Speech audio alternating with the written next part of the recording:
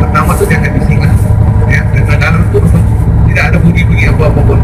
Kita masuk aja, terus ikut saya mungkin di depan, Mas Indra mungkin di belakang. Okey, nanti saya akan tunjuk video cara untuk imigrasi di Singapura, ya.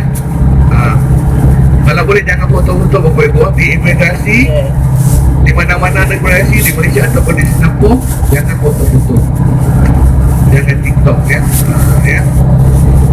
Kan kita sering lihat kan, dia akan tunjuk di TikTok, oh hari ni imigrasi tak ada orang, hari ni ramai orang. Itu kalau belum tertangkap itu memang belum kira salah, tapi kalau tertangkap itu lumayan juga lah, 20 tahun, ya, intim. Dan juga setelah kita urusan pasport sudah selesai, kita terus saja keluar, jangan tunggu di dalam. Ada ruangan di dalam, jangan tunggu. Walaupun saudara kita ke anak kita masih lagi belum selesai, tunggu di luar. Kalau kita masih tunggu di lawak ke situ, dia akan fikir kita cuba, dia akan curiga, dia akan fikir kita mau intip, ya, akan ditangkap juga, ya. Boleh, ya. Jadi curiga, ya, dia akan curiga, oh ini siapa, ya.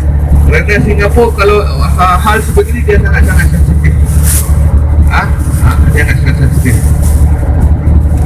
Dan juga nanti setelah kita masuk ke Singapura, nanti kita akan didampingi oleh guide lokal, ya. Saya pun akan jadi seperti Bapak Ibu, duduk di depan diam-diam, kerana kalau saya sebegini salam. Kalau ditahan itu saya harus bayar denda $500. Di Singapura bayar denda dulu baru bisa keluar. Kalau tak dibayar, duduk di dalam penjara, ya. Tadi merokok sembarangan $300. Okey, kalau kita meludah $300. Hitung, ya, berapa, ya? Baru 600, ya. Kalau kita sembarangan menyeberang $200, ya. Kalau kita ke taman bunga, petik bunganya, petik daunnya juga, itu $200. Sudah berapa? $1,000, ya. Dan kita ke rumah makan McDonald, ya, tray itu tak diangkat, ya, pun $200. Berapa? Hitung $1,200, ya. Rokok nanti bawa masuk, ya, yang sudah dibuka, ya, 2-3 batang sudah diambil. Okey, itu bisa, ya. Dia akan random, ya, Bapak Ibu akan tanya, ada bawa rokok, ya. Kalau kata ada, dia akan minta rokok tu.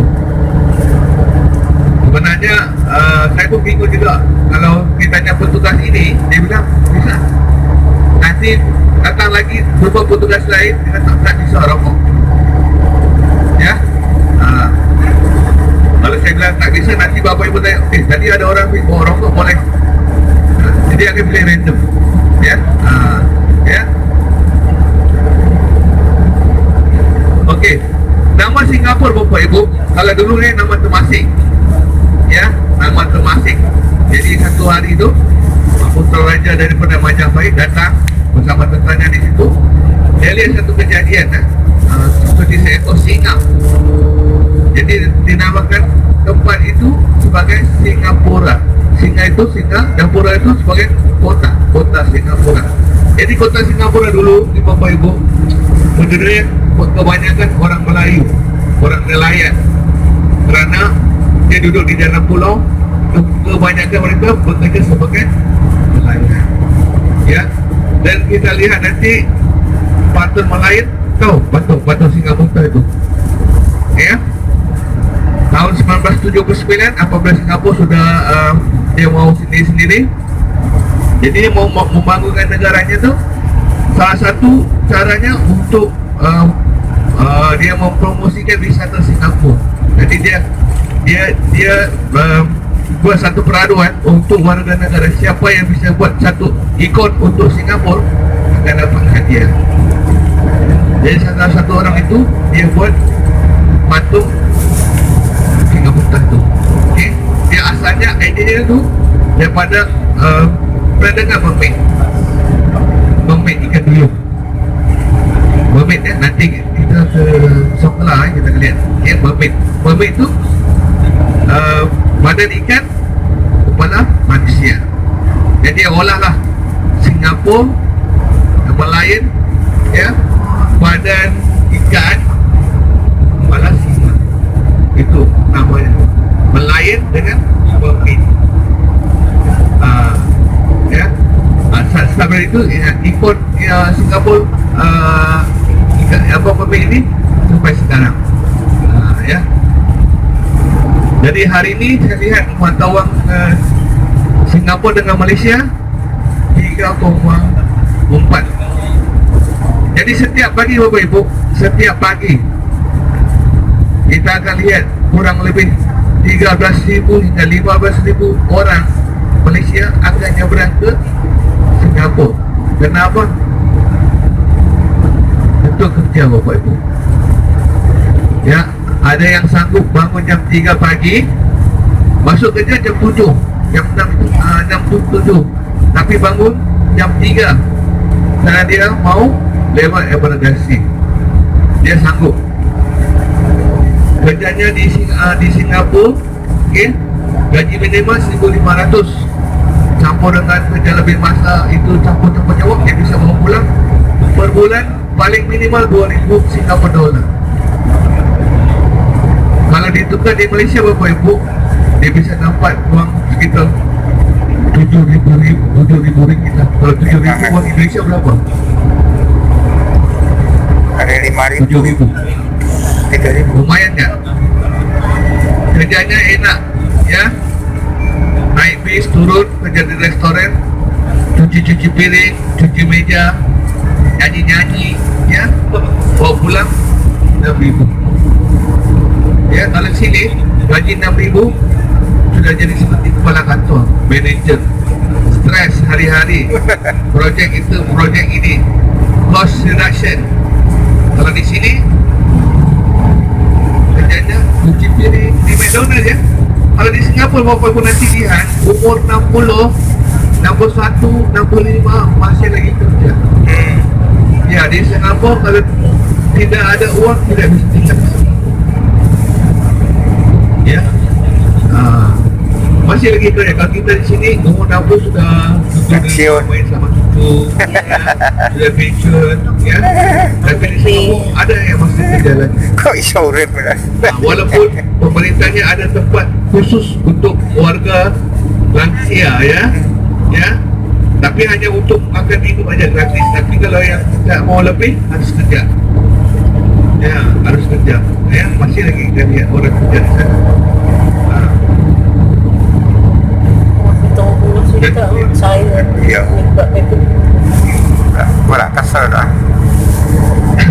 Jadi Singapura Bapak Ibu mempunyai pelabuhan antara yang paling sibuk nombor 3 di dalam dunia. Yang nombor 1 tu dari tidak salah saya tu di Belanda, Poland, ya. Ya, kalau kita naik pesawat dari atas kita bisa lihat lah, di laut Merah setiap 3 minit ada kapal keluar masuk ke Singapura. Ya, kalau penerbangan paling jauh, ya, penerbangan paling jauh Singapura ke New York yang paling lama 18 jam.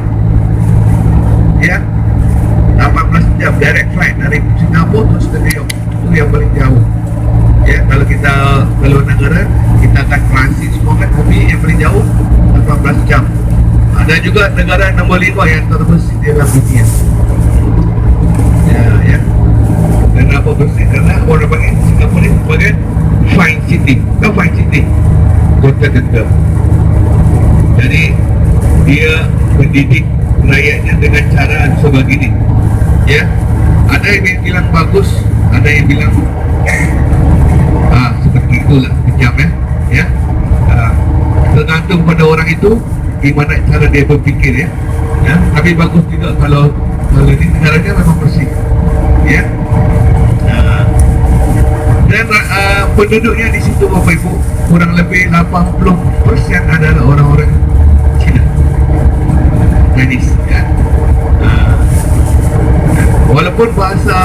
rasmi bahasa Melayu, ya, sama juga di Malaysia bahasa Melayu.